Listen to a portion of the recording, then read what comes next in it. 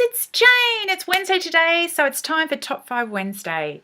Top 5 Wednesday is started by Lainey over at Ginger Reads Lainey, and there's a group in Goodreads that has all the topics and discussions about these things. So if you're interested in finding out about it, I'll link to Lainey and the Goodreads group, and you can go and check that out. Now, today's topic is Top 5 Groups of Friends that you would like to be a part of. Now, I am using this to talk all about Neal Stephenson because one of the things I love about Neal Stephenson is how he does team-ups, and how, especially in his more recent books, the hero is not just one person. The hero is a bunch of people working together, and I love, love, love the idea that rather than having one superhero, you have a bunch of generally kind of ordinary people with particular talents, and together they work and save the day. I've actually only got 3 books here, but I think I can squeeze 5 groups of friends out of them. So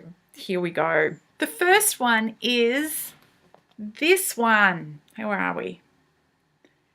Anathem. This is a honker of a book. All of the books I'm going to be showing you are honkers of the books, but if it's a good book, more pages is like better, right? Yeah, right. So this story is set in a world that is very similar, but not the same as our world. And in this world, the scientists and mathematicians and academics, thinkers basically, live inside little walled cities called consents. And outside of those gates is a world where people do not do a lot of thinking, and there's not so much in the way of books, and there's very much 2 worlds. The hero of this story, the central character at any rate, is called Raz, which is short for Erasmus, and Raz is an Avout who lives in one of these consents. The story is set around a time when the gates are open. And so Raz, who for the last 10 years has not been outside of the walls, is suddenly able to go out. And there's a whole bunch of crazy stuff that's going on inside the consent that only Raz and his friends kind of working out what it all means. There's also something going on in the sky which they've noticed, and there's a threat to their whole world. And Raz teams up with some people from inside the consent, but also with some other people from outside. The second and third groups I'm going to talk about are from this story. This is actually only one of 3 volumes of the Baroque cycle. I actually do have a matching set of the 3 books, but I lent them to a friend. Probably should see about getting those back sometime. This is an extra spare that I've got of the central volume. There are 2 groups in here that I want to talk about. One is centered around Jack, one of my favorite characters out of these stories. Jack, who is a bit of a ne'er-do-well, actually ends up making a huge amount of money and then losing it and becoming a slave. And then one of the groups of friends that I'm picking out of this book is a bunch of guys that he meets when he's a slave, and they form a kind of prison break outfit. It's amazing. There's such a disparate group of people who are part of Jack's gang. It's probably not too strong a word. The other group of friends in this one is centered around Eliza, my other favorite character from this book and the love of Jack's life. A lot of this story is actually the whole Baroque cycle. It actually runs about economics and about slavery, which was really quite an important economic industry at the time that these are set. Eliza was taken as a young girl into slavery, and she has escaped. In fact, Jack frees her from slavery, and that is how they first meet. She has escaped, but she has not forgotten. And like from The Princess Bride, Inigo Montoya and the Six-Fingered Man, he's looking for him and he wants revenge. Eliza is that person in this book.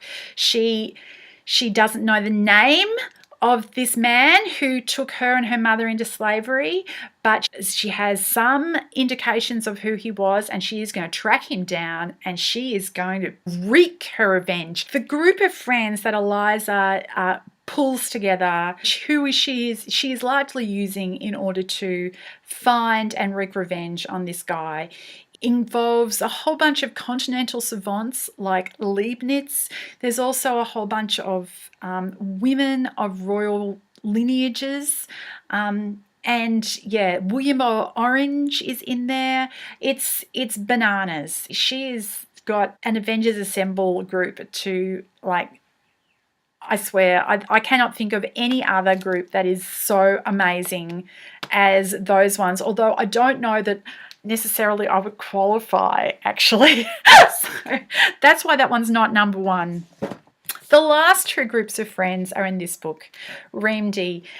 This might be a bit of a stretch of calling them two groups, because they do actually team up, but that is, they don't team up until quite late in the story. So Zula, who is one of the central characters in these books, is kidnapped fairly early in the story. She's kidnapped by a Russian mafiosi, and she's taken to China. And in China, she escapes from the Russian mafiosi and is re-kidnapped, like, within moments, essentially. And she's re-kidnapped by this terrorist named Abdullah Jones.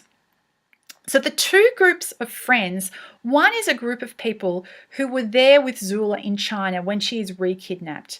Some of them had been working with the Russian mafiosi dude. Some of them had actually also been kidnapped along with Zula.